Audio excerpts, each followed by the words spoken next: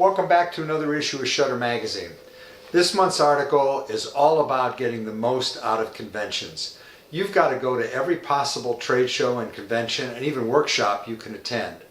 And it's especially important when you're going to a big show, and I use Shutterfest as an example.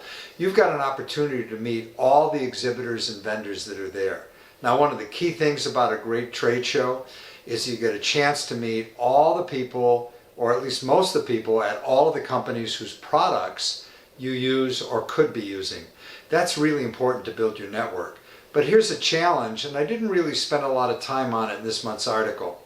A lot of you, especially those of you who are younger, and I don't mean to be insulting, but you've forgotten about the art of conversation. And it's because you text all day, you email all day. I get it. But when you go into a convention and you want to meet the manager or the owner or one of the reps at a company whose product you use, then the first thing you've got to do is don't charge in like a stormtrooper. Wait your turn. Wait until they've got an open spot where it's the perfect time to go in and introduce yourself. If you're seeking sponsorship somewhere down the line, do not do it at a convention.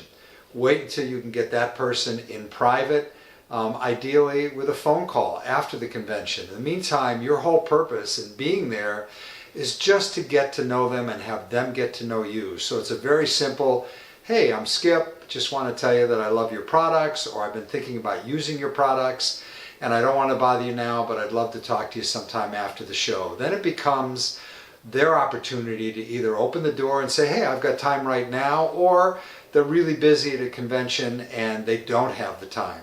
Just don't charge in. Also, always have your business cards with you. I also happen to love it when a photographer over the years has given me like a 5x7 or an oversized 6x9 or even bigger card that they've had made up that might show a collage of images and then a little bit of copy on the back on contact information, but it's something that I've got that I can hold on to. It serves me absolutely no purpose to take the time to talk to a photographer who's going to bury me in images off of an iPad or their phone. Don't want it.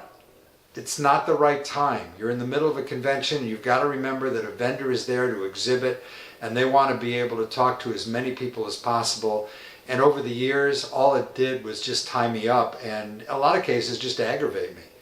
So the point that I want to make is take your time, identify those people that you'd like to talk to, identify those companies that you'd like to meet and get to know better, then go ahead and meet some of the people in the booth and take the time to get to know them and let them get to know you without being overly aggressive.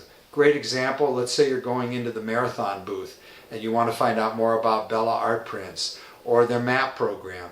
It's the perfect time to be able to talk about something that's related to their business, that's related to your business, and then you can always come back to them later on.